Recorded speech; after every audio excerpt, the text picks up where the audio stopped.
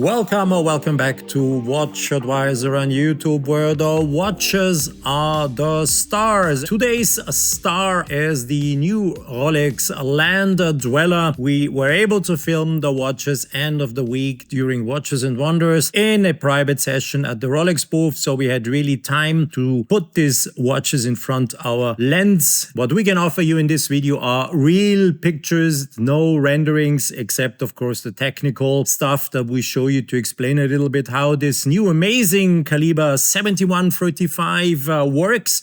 But all the pictures you will see in the video are real pictures, no renderings, and we had those watches in our hands, and also we were able to do wrist shots.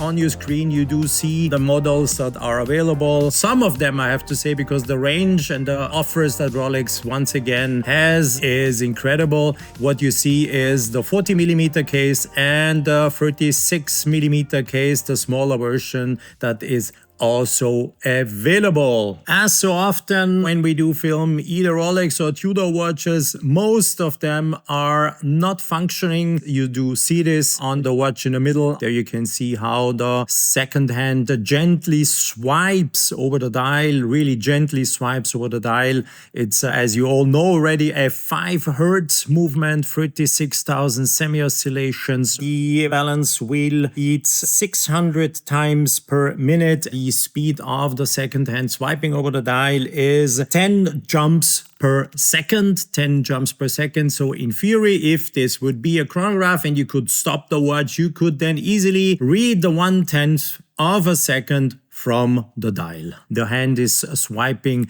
very softly, almost looks like if it would be an electronic watch. As we always do in our videos, we do provide you some more specific technical information about the case, the bracelet, etc. On the Rolex website, data's quite rare. They only say the case has a diameter of 40mm. Okay, that's good so far. We additionally have been measuring a thickness of the case of 9.7mm, a dial aperture, so diameter of the dial, this is what you see on the dial, is 32.5mm, and the length of the watch, or the lug-to-lug distance, there are no lugs because the bracelet is fully integrated into the case, so the length of the watch is 46.5mm. And if you're questioning yourself, is that wonderfully developed, designed and manufactured bracelet tapering? Of course it does. It tapers down from 25 to 18 in the clasp. And yep, the case you see on your screen is 100-meter waterproof on top. As always with Rolex, lots of people didn't have the chance to have these watches in their hands at all, so they're just looking or following other videos, other commentators, and taking input from them and repeating nonsense from time to time. And one of the nonsense that has been repeated is that this watch is a copy of a Tissot PRX. Come on guys, learn history please. It is evident that the watch is of course not a copy. Rolex was first to do the design. They created the design in 1969 with the Rolex quartz watch, and the Datejust from 1974. The beautiful Flat Jubilee bracelet is of course also not a copy of anything that existed before. Of course it is a reinterpretation of the emblematic Jubilee bracelet that was unveiled at the launch of the Datejust in the year, and now sit back, 1945. So Rolex does not copy any designs. This is absolutely, yes, BS, and yeah, it's maybe good for a clickbaiting exercise, but nothing else. This Flat Jubilee bracelet Rolex is presenting with the new Land-Dweller is extremely difficult to manufacture, beautifully made, smooth, and perfectly, more or less seamlessly integrates in the case of the Land-Dweller. Perfectly sits on your wrist. The smoothness of the Flat Jubilee bracelet is one of the reasons why this watch so perfectly really adapts to the dimensions and the geometry of your wrist. It really sits perfectly. It is a sporty, elegant watch that also perfectly goes under the sleeve of your shirt. So it's a masterpiece again. It's not only that Rolex is mastering cases, the movements, everything, but also Look at this bracelet. This is simply stunning, beautiful, chamfered line. If you play around in the light, you will see reflections coming from the bracelet. A masterpiece. Nothing else than this, I have to say. And once you had it in your hands and when you feel the smoothness of it, you are astonished, and you do have to say this is Rolex. Nothing else than Rolex. When we look at the dial of the Land-Dweller, this is a typical Rolex dial with everything you want to see on such a dial. The only criticism that came from not only my side but other colleagues is that very strong honeycomb texture or design, and Rolex admitted that yes, they were of course pushing here the limits a little bit also in terms of design to make something that can be recognized easily, and yes, probably in the future they will reduce the honeycomb structure a little bit and maybe make it less present. This was the only criticism I heard concerning this new Land-Dweller, and everything else I heard is just positive, especially when it comes to the design and to the movement, the design of the movement, the technology behind this is simply stunning. Yeah, finishing my little presentation of the dial, the length of the hands is perfect. They all touch the minute tree. The minute hand touches almost the indexes. Readability is good. You have the cyclo loop that magnifies the date as always. So everything there, what you need, it is a Rolex and nothing else. Once again, I have to say this. Yes, it is simply a gorgeous, a beautiful, a stunning watch. Let me interrupt this video for a short moment, please. We need you to join our community on our website, www.WatchAdvisor.com. You can now discover more content. We are going to create forums. We have discussions. You can share stuff. You can come in discussion with me. We're going to present you more insights, more in-depth videos, more in-depth information, and so on and so on and so on and so on. It's all about watches. WatchAdvisor is the name. I am the Watch Advisor, you know that. This was the reason I'm interrupting this video, and now enjoy the rest of it. This is the caliber 7135 in all its beauty, filmed with our 4K camera. And the real star of this video and the real mind-blowing innovation in terms of watchmaking is the Dynapulse escapement Rolex presents in and with that new movement, the caliber 7135. The Dynapulse is a sequential distribution escapement made from silicon, a material resistant to strong magnetic fields, and I do not have any doubt that in the future, Rolex will push the limits further and easily beat the 15,000 Gauss of what Omega is claiming for their master chronometer certified watches. So there is lots of potential, and I think in the future we will see this movement appearing also in a super totally anti-magnetic watch, and I'm just waiting for it for the new Milgauss, but it won't be called Milgauss, it has to be called 15, 20, 25, 13,000 Gauss watch or something like this. Let me continue with the Dynapulse escapement. It is composed of a transmission wheel that engages with two distribution wheels. These in turn activate the impulse rocker, which then connects with the oscillator. This innovative architecture, and this is now the clue sentence, this innovative architecture reduces the energy consumed by the escapement, since the various components interact by rolling, and this is it, rolling against each other rather than by sliding, as in the case of the classical Swiss lever escapement.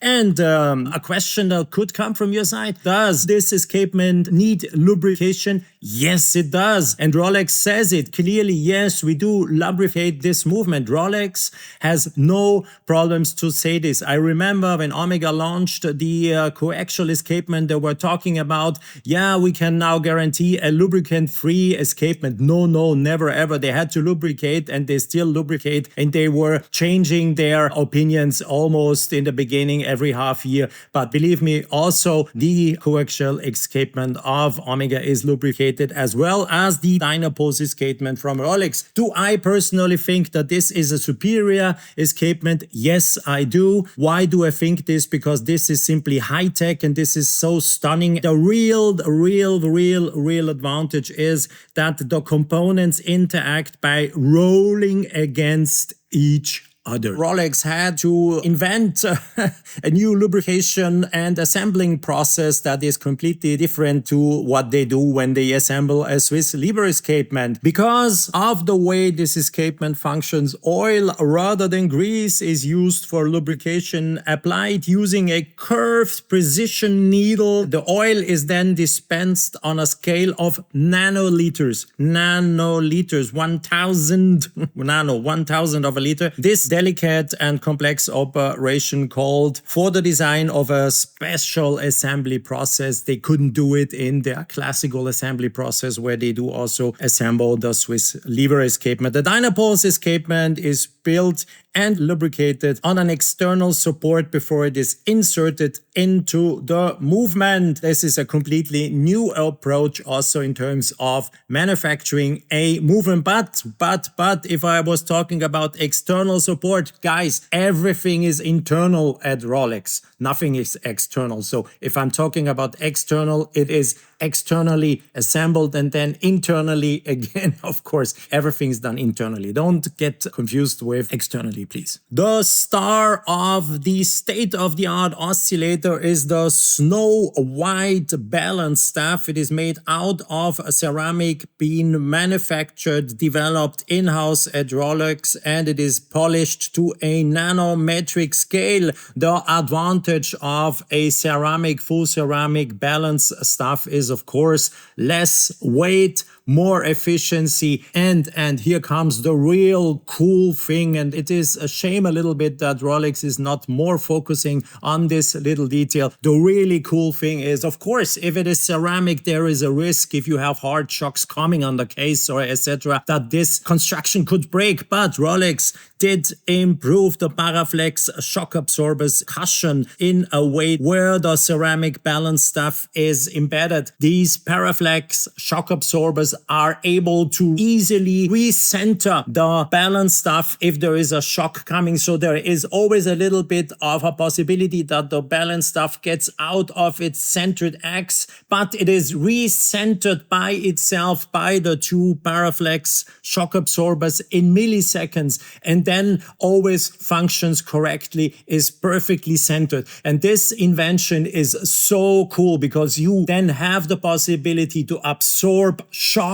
It is not stiff, and then the oscillator can continue its work and the balance will oscillate at 5 Hertz, and the precision is there again, and the risk that something breaks is, I would say, almost zero. For the caliber 7135, the Siloxy hairspring, the coils of it have been reshaped and are now thicker, conferring greater rigidity. So everything has been redesigned, rethought in a way that it is absolutely stable in terms of chronometry, stable also in terms of if confronted with bigger shocks. The entire system has been tested at Rolex, and there's no risk of anything breaking down. The only thing you will have is an absolutely incredible, accurate watch. Rolex claims -2 +2 seconds. I doubt this very much because I own a Longines watch with a 5 Hertz movement, and already this classical lever escapement is precise to 1 second a day only. And this is a regular Swiss lever escapement. The Longines Ultra Chrome is not comparable to what you see here on your screen.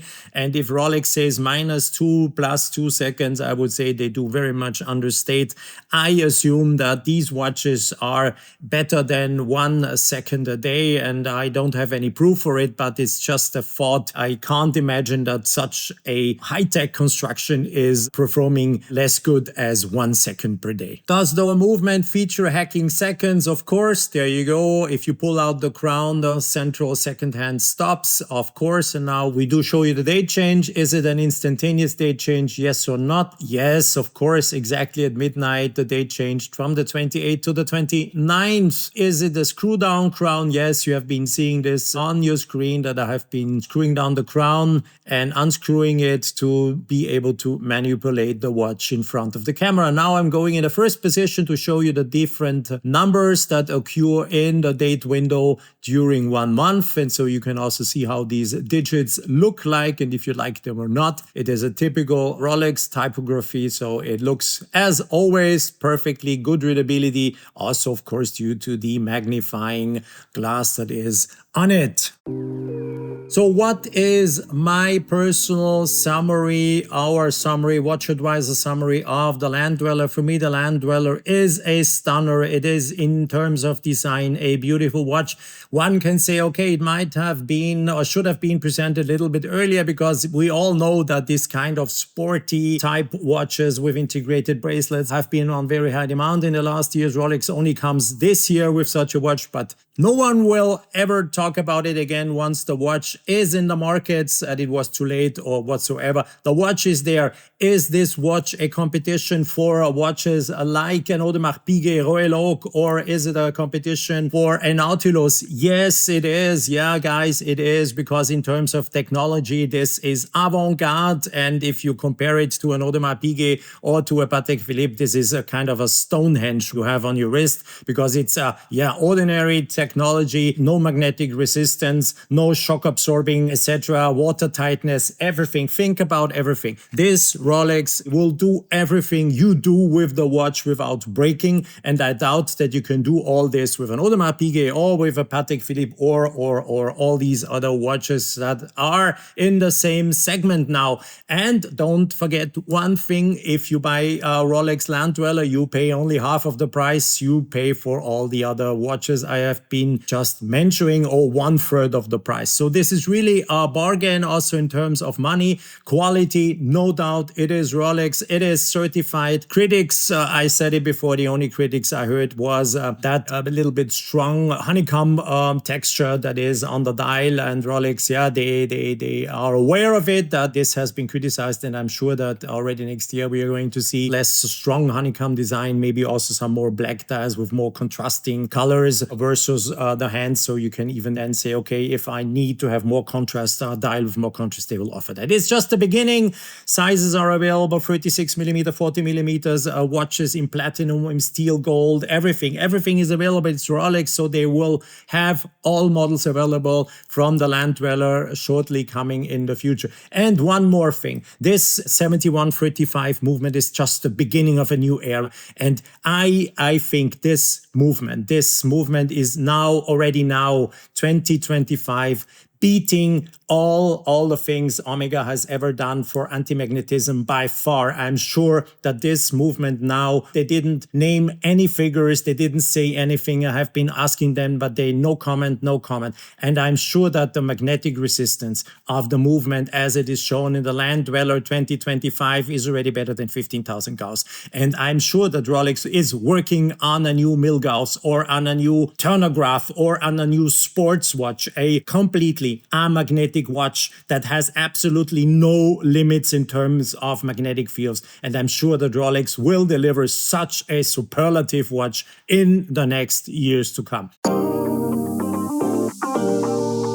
So my summary: this is a stunner, this is value for the money, this is technology-wise absolutely incredible. Nothing compares to it in the moment, I have to say. And chapeau, hats off for Rolex. Sorry if I got a little bit excited, but I am not getting so excited very often. But I have to say, if you understand what they have been doing here, what they have been presenting here, it's just wow, wow, wow. Bye guys. Your comments, please, in the comment section. Let me know what you think about it. Discuss it with me. Bring in your comments. I'm very keen to read your point of views to that movement, to that design, to the Land-Dweller in general. Do you agree also with me that there will be more to come, especially a completely amagnetic watch? I really can smell it already. Bye-bye, guys. Thanks a lot for watching the video on WatchAdvisor on YouTube. And if you think that this is your channel, please check out our website, WatchAdvisor.com, and especially our community section on our website to really get